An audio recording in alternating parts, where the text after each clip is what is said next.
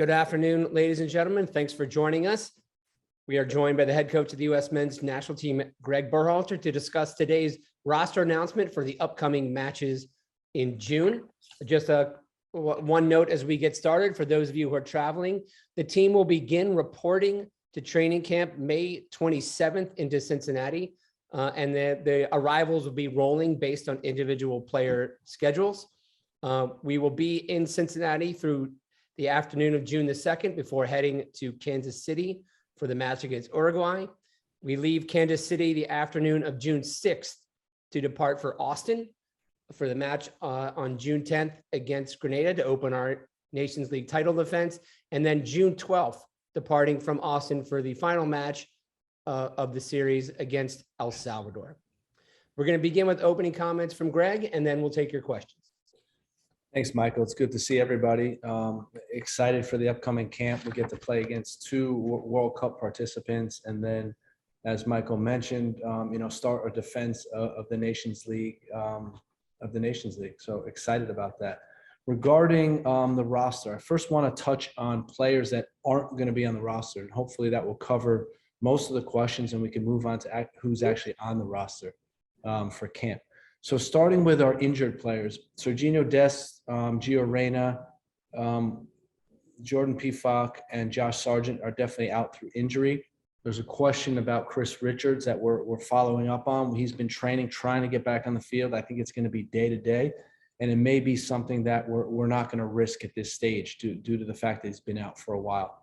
There are a number of players that started their first season in Europe and had very little rest coming off of a MLS season. And, we're really thrown into it. Notably, Ricardo Pepi, Buzio, James Sands. And for those reasons, we left them off the roster for them to rest and recover. Doesn't mean that they don't have a chance. Doesn't mean that any of these players that I'm mentioning don't have a chance to participate in the World Cup. That's not the case. In terms of other players, Eric Williamson is a guy who's getting back to fitness. He's been playing most of the games, sometimes as a substitute, but sometimes he's completing 60 minutes and he's working his way back to fitness. He's a player that was in consideration, but ultimately we didn't go with. Sammy Vines has been playing somewhat in Belgium, on and off. The left back, I think the backup position is still very much up for grabs. And in this particular camp, we chose for George Bello to get some reps, but the other players, John Tolkien, Sammy Vines, even Kevin Paredes are still very much in consideration for that role. And then finally, at center back, there's Mark McKenzie, who's been playing in Belgium, and we think that he's just a little bit away from it. And John Brooks, who's going to be moving clubs, and we're going to be anxiously following him at his new club. And thought at the time it's better to use this time period to look at some other players. In the goalkeeper position, we got some great news today that Gaga has committed to the United States.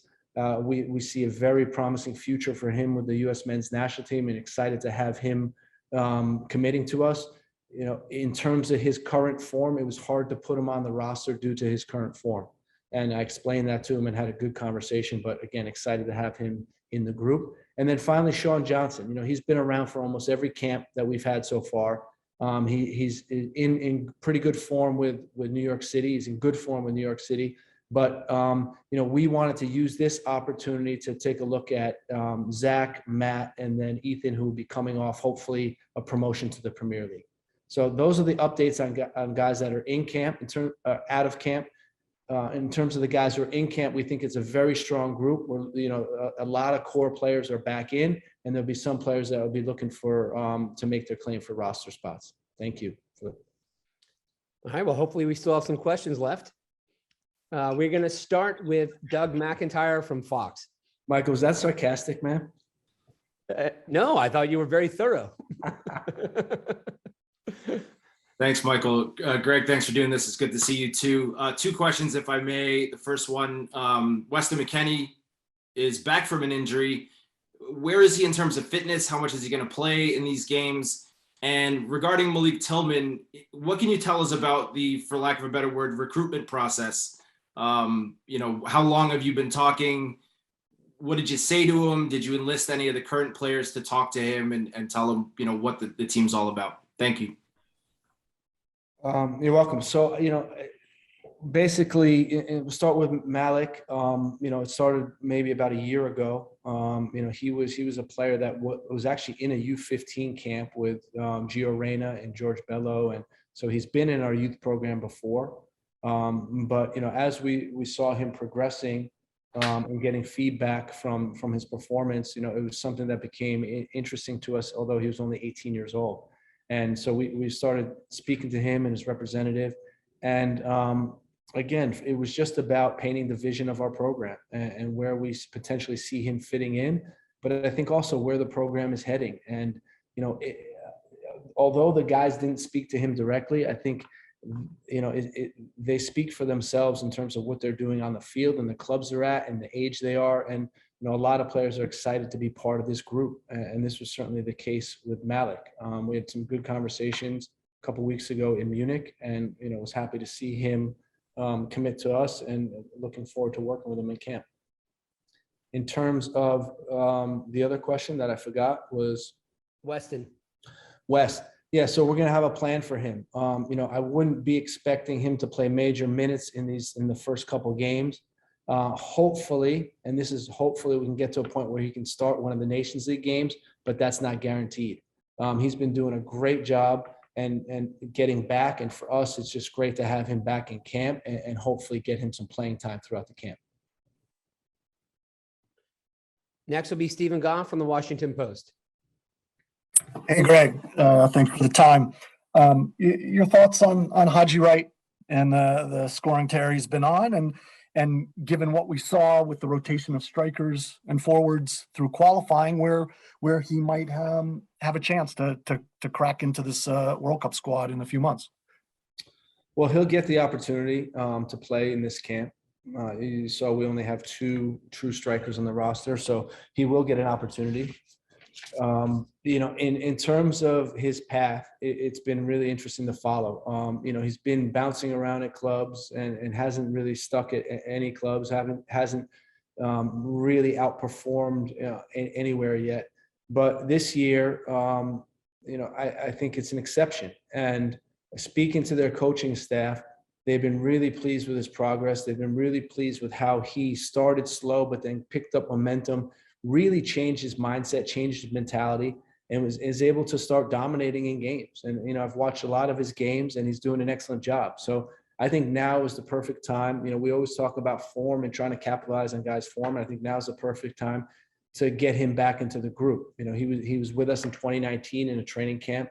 It'll be nice to see him again 2 years later. Next will be Ron Blum from the Associated Press. Hi, Greg. As you look at the player pool, do the guys who went through the qualifying have a leg up in terms of the final position? Do the new people have to beat them out? Or does everyone pretty much go in even when you pick the group in November? That's a difficult question, Ron. Things do change quickly in soccer. For 1 minute you have a starting center back in Miles Robinson, and the next minute, he's out for the World Cup. Guys between now and then, their form can dip so far that, they can no longer be part of the team or no longer be part of the starting lineup. Guys can really get in good form and now all of a sudden make their case to be in the group. So the way I look at it is,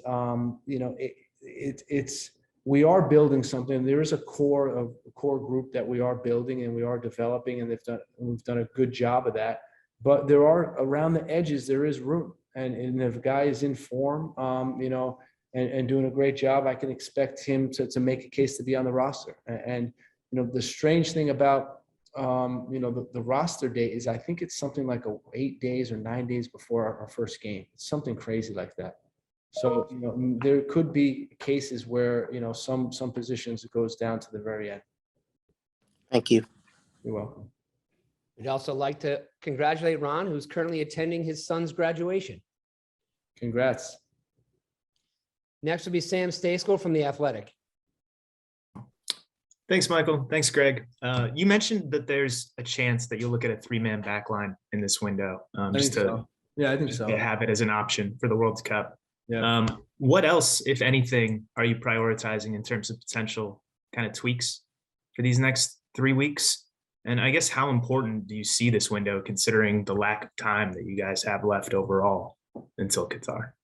Yeah, I mean, again, I think it's just continue to move this group forward in terms of, we're not going to win the World Cup in this window. We know that, but we do want to get off to a good start in Nations League, and we want to set a good foundation. We want to sit with the group and talk about, some of our goals for the World Cup. And because once you're there, you don't have that long period. So this time will be important. We will look at most likely another formation in one of the games. And then we'll continue to emphasize, some of our strengths. I think our defensive pressure has been excellent throughout qualifying. Our offensive transition can improve a little bit when we win the ball, make sure we get chances out of that. Still focusing on verticality, moves behind the back line. And then, I think there's going to be moments where we can control the game better. And I think in qualifying, we didn't necessarily do that really well. We'll go to Jeff Carlisle from ESPN FC. Thanks, Michael. Hi, Greg. I wanted to go back to John Brooks for a second and just make sure I understood you correctly. So why would the fact that he's going to a new club preclude his participation in these upcoming games? And then a second question I had is Richie Ledesma has just made his way back, playing first team football again. Where does he kind of stand, and how close was he to being called in? I spoke to Richie, had a conversation with him. He feels, and I agree with him, that based on the entire season being extremely taxing for him mentally and physically taxing, getting back from injury, getting injured again, he feels like he needs this time to recover and prepare for the next preseason. It was great to end the season on a high note by scoring a goal, but he doesn't feel like he's ready to make the impact to compete for a spot in the team, and is welcoming the rest. That was my conversation with him. In terms of John, him going to a new club doesn't preclude him from this roster. My point was, we're going to be able to see him now in his new environment, hopefully doing things that are similar to what we need him to do. And that could help him, make a case to be on the roster. That was simply it. We want to look at Cam Vickers and we want to look at Eric Palmer Brown in this game. Eric Walker Zimmerman and Aaron have been with us the whole time. They're going to play games as well. We didn't think there'd be enough game time to get a guy like John Brooks on the field. So because of that, we didn't bring him in. Next will be Henry Bushnell from Yahoo. Thanks, Michael. Hey, Greg, following up on the question about Haji earlier, I know you and your staff watch and track a lot of U.S. eligible players, but as he was bouncing around from club to club, were there times when he was almost off your radar? Or if not, can you take us through the system that you guys have for keeping tabs on a player like Haji? I think there was. I mean, there's times when he was playing winger for VVV where, we could have said, okay, he's fallen off the radar. We don't see him as a winger, that we don't see that being his skill set. And, we're keeping an eye on him. We're watching his games, but we don't think that's his strength. And it's going to be hard to make an impact, with our team in that position. So, but again, I've always said to you guys that we don't rule any player out permanently. That's just not how we work. Even in the case when Jeff's asking about John Brooks, trust me, he's not out permanently. That's not our idea. The idea is we want players that can fit our game model, that can play in our game model, that can make us better. And in Haji's case, he's making a very strong case for being able to do that. And we're excited to see him in camp. Next will be Drake Hills from the Tennessean. Thanks, Michael. Greg, I just wanted to ask you about going back to the Cameron situation. And you mentioned Miles Robinson earlier about just the sudden and devastating omission and his injury. In terms of June, when you take a look at the center backs that you brought in with EPB and Cameron, how do you go about divvying up what your expectations? Obviously, EPB being involved in the last window versus Cameron, who hasn't been with the team since 2019. We have high expectations for both of them.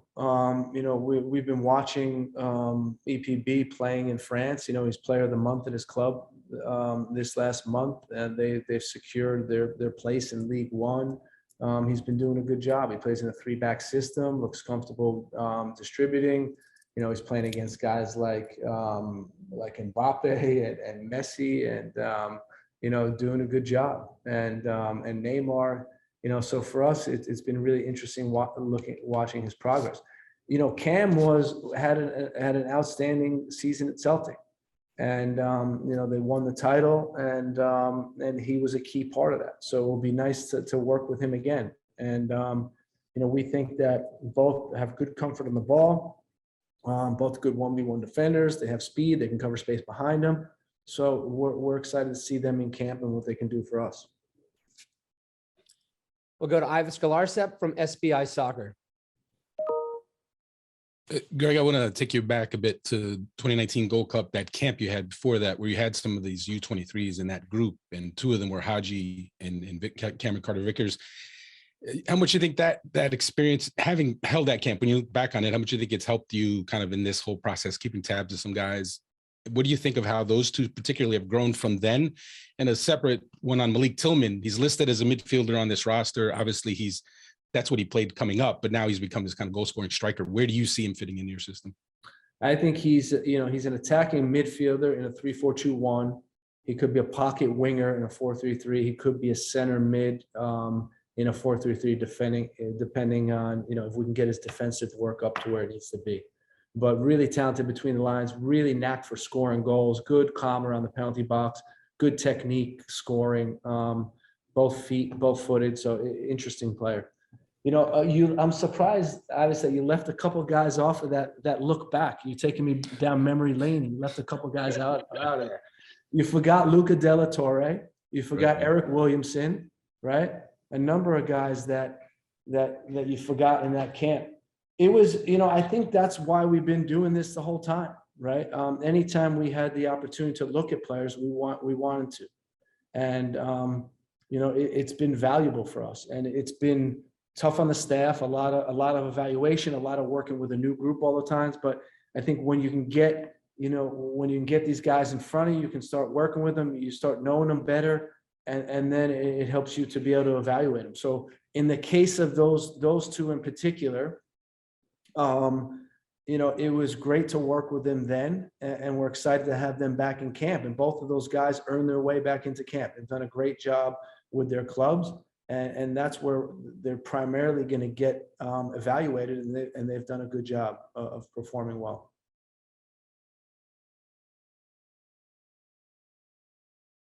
We'll go to Paul Kennedy from Soccer America. Thank you, Michael. Greg, as you went about picking the roster for June, did you have a working assumption about what you believe will be the roster sizes that FIFA will have for the World Cup 23 or 26? And if it's 26, what will be the important criteria you'll consider in selecting 3 more players? Well, it gives you flexibility on each line, right? You can add a player basically on 3 of the 4 lines on your team, and that's helpful. It gives you some flexibility. So for us, that would be great. We're assuming it's going to be 26, hoping it's going to be 26. If it's 23, we're going to have to make some difficult decisions. But having the outlook of it being 26 now, we wanted to get these guys into camp and start working with a group of that size. We added 27. Weston's the guy that's returning from injury, and we're going to see where he's at when he comes into camp.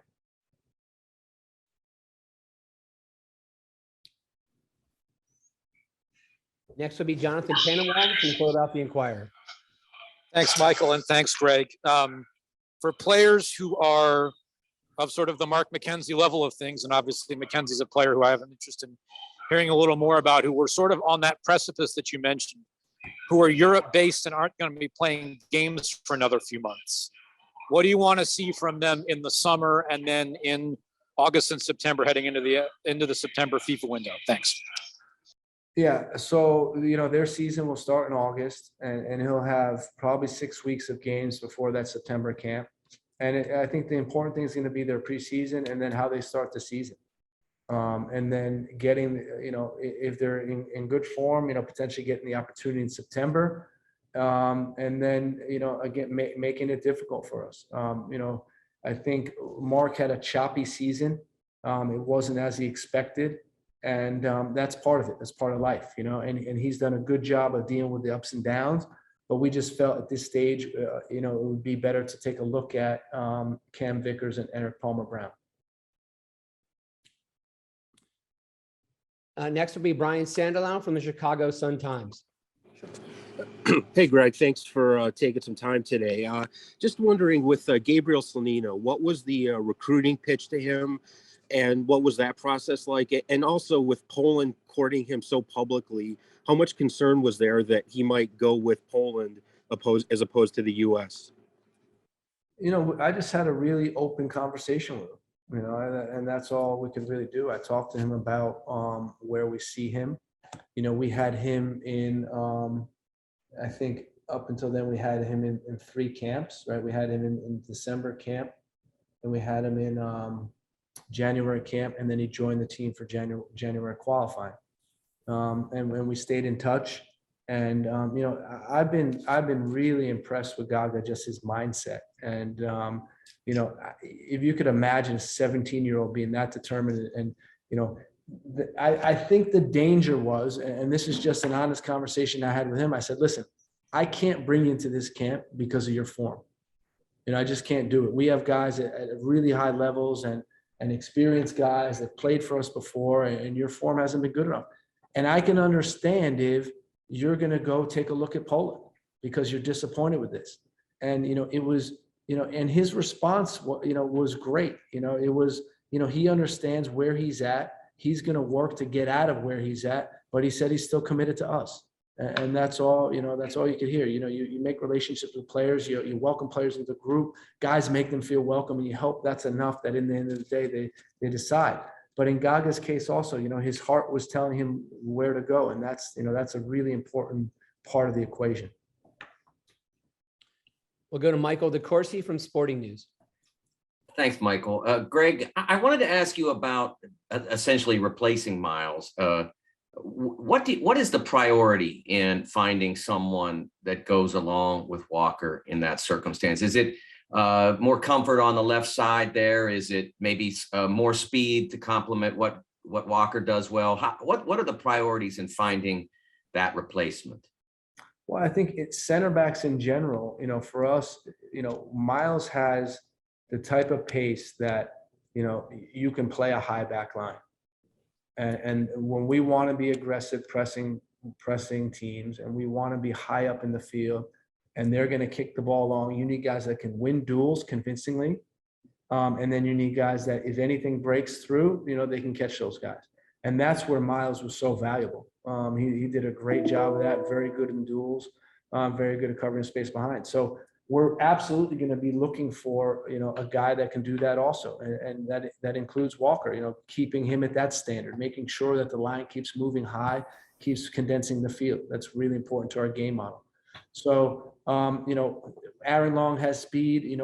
We know that he's aggressive, playing forward, pressing forward. So that's a good sign. Eric Palmer-Brown, I think can improve on that, but he does have the pace to cover behind him. And Cam's been doing that with Celtic. They play against most of their opponents. They're in the half of the opponent, and he has to play with a lot of space behind him. So it really, again, looking forward to seeing these guys in camp. Next will be Patrick Brennan from the Cincinnati Enquirer. Greg, Michael, thank you so much for doing this. Looking forward to seeing you guys get to town here, obviously. Greg, if you wouldn't mind indulging me, I'd like to ask you about Brandon Vasquez. That's obviously a subject of some local interest for me in this marketplace, but I think his play, dating back to September really warranted, the discussion around him is merit-based, I think. So I was just wondering if you could contextualize what, if any, kind of consideration he got ahead of this window. And just whether it's pre-World Cup, post-World Cup, what do you think Brandon's proximity is to the national team setup right now? Thanks a lot. Yeah, he's close. I'm looking on this paper right here, and he was, I had his name written down, Tolkien and Vasquez as being guys that were close. We watched all his last games, and I think he did a good job. He's been scoring some goals, and I think that I know the international level is higher. It's a higher standard. So he's close. If he continues to score goals at the rate and his team continues to win, and I'm sure there'll be an opportunity for him in the future. I don't know what that means in terms of timing, but he's a guy that we've been impressed with his play. He scored that one goal. I forgot who it was against, but really, really high level movement in the penalty box. He had a double move where he's going to fake like he was going behind and then pulled up, and then he got the ball a little bit of a cut back and he scored it, but really high level movement in the penalty box, and that was great to see. We'll go to Brian Sheridan from American Soccer Now. Thank you, Michael, and thank you, Greg, for doing this. I wanted to ask you about two players. The first was Anthony Robinson. His minutes were managed towards the end of the season, and we know how rough the championship season is. It's long and physical. And there were some concerns about his knee and how it was holding in. Do you know anything about his condition coming into camp and what you expect? And also about Luca De La Torre. He was great for you guys in the last couple camps, but it's been a rough go for him form-wise and for his team. Now it looks like they're looking right at relegation. What have your conversations been like with him and his confidence, and what do you expect from him coming into camp? With Luca, I was going to reach out to him one of these days, but I've been in the exact situation he's in right now. And what I mean by that is, your team is going into the relegation area. You have to play playoffs. You're ending the season on a down note. The teams that are in the playoffs are ending the season on an up note, and you're exhausted because you've been playing all these games, and the team collectively, is in a funk. They just got rid of their coach, which was surprising at this stage, but it's difficult to get out of it. My team ended up getting relegated in Holland in the same conditions that he's under. So, the warning to him is don't take any of these teams lightly. And, you got to get recovered. You got to get your group up with that same energy, because these teams are coming up from the second division and they're motivated, man. And if you're not up for it, you're going to get beat. So that's a concern. The other guy you asked me about was, hang on, Brian. Sorry, Brian. I got the. I just wanted to ask you about Anthony Robinson and his knee, and the physical, how he's holding up physically. So, the season is long in the championship. It's not an easy season, and I think some of it was offloading him, and then some of it was the guy coming in and playing well in his place. But he did get on a couple games, and I think he should be ready to go. Rested. He's been off for the last couple of weeks. We gave him a light program to do. He should be ready to go. We're coming up on 30 minutes, so we'll take a few more questions and continue with Michael Lewis. Thanks, Michael. Hey, Greg, how you doing? Hey, Michael. Got a couple of questions for you. One, Joe Scally didn't play as much as maybe he wanted this past several months. What did you see in him to bring him into camp, and what plans would you have for him in June? Also, I was wondering how many names are on that piece of paper. You don't have to tell the names. I'm just curious about the depth chart. And one personal question for you. When do you take time off? And when do you go on vacation? Because I just feel like you're going 24/7, 365. Thank you.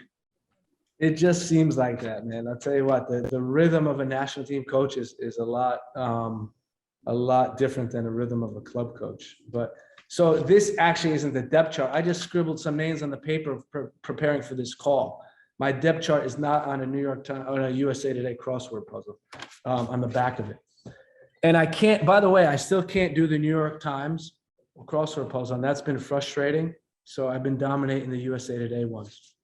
But I got 1, 2, 3, 4, 5, 6, 7, 8, 9, 10, 11, 12, 13, 14, 15 names on that list. And I mentioned all of them so far in the call. Joe Scally? Yeah. So Joe He was a guy that we had in camp and unfortunately didn't get the play, didn't get his opportunity in qualifying. And he's an interesting player. I mean, to be that young and to be playing in the Bundesliga and, scoring goals in the Bundesliga and, part of a team that beats Bayern Munich 5-0, he's done a good enough job to get an opportunity. And that's what this is. He will get game time in these 4 games. I'm not sure exactly how much, but he will get an opportunity. And for us, it's just, again, getting our hands on these guys, getting to work with these guys, because you never know down the line. And again, referencing the conversation with Ivis about 2019 and the guys that were in camp then, you just never know. So it's good to start working with these guys right away. Michael just managed to make Ivis jealous. We will go with Daniel Nora from Univision. Thank you, Michael. Hi, Greg. Good to see you again, guys. I just want to ask you about Ricardo Pepi. Months before, you mentioned the mental part as a key factor for him to get adapted to Germany, to go through the difficult moments. And I guess this is not a good moment for him personally, being out of the roster for the first time since October. How was that conversation, particularly with him and considering his age, that you mentioned that before many times too? And the second one is, did you consider at some point to make an expanded roster, maybe with 36 players? No, I mean, I think that's, you could do that. It's just, it could become counterproductive. Guys are sacrificing 2.5 weeks, almost 3 weeks, and getting no game time. And this is about evaluating. And I think the key message that I can leave with everyone here, not saying this is going to be the last question, but hopefully it'll be one of the last ones, is that no one spot is determined based on who's on this roster and who's not on this roster. Like, again, I can't stress enough that we're looking at some guys are getting opportunities, but it doesn't mean guys are not going to be on the World Cup roster if they're not on this June roster. And with Ricardo, we had a really good conversation, a really open and honest conversation. We looked at his workload. I mean, just think about how old he is and think about, he started to play basically in, I want to get this right, in January of 2021, and he hasn't had a break since then. And by the way, he's transferred to the Bundesliga. He's, the physical load has been uptick. He's been playing for us. He's at the absolute limit, and he's 19 years old. So for us, it was about, how do we give this guy both a mental break and a physical break? Because we know the bodies at that age need it. They need to recover, because he'll come out on the back end stronger. And that's the important thing. You have to remember how young of a player he is. And, his position on the team, is not going to be determined by if he's on the roster or not in this June. Our last question comes from Emily Olson from USA Today. Hey, Greg, thanks for taking the time. Love that you print out the crossword. You can also use the app and challenge people and check your time, but love that you print it out. I wanted to ask, you've been asked all call about the different players and the selections, but I want to go a different direction. And I'm just curious, from your perspective now, which is more stressful, being a player in the pool, going to whether it's their first, second, whatever World Cup, was that a more stressful time, or is now being on the selection side more stressful? And to that, what do you take from what you remember from being on their side into what you're doing during this process? Yeah, I think that, they both take a lot of effort. On the player side, once you're done playing, you can't control it anymore. You really can't. From a coach's side, you just want to make sure that, you're communicating to the players, that they understand the reasoning for this. I had some really tough conversations. I had a difficult conversation with Sean Johnson. James Sands, was a difficult conversation. Mark McKenzie, they're not easy conversations to have. They're really not. And, all I can say is, I understand where the guys are at. I feel for them. And again, this camp isn't determining who's on the team. We're going to have much harder conversations in after September. And that's where it's going to get a lot more difficult, I think, for everybody. But, we're focused on creating a strong group. guys that are supporting each other, because I know the best way to perform well at the World Cup is to have a strong team spirit.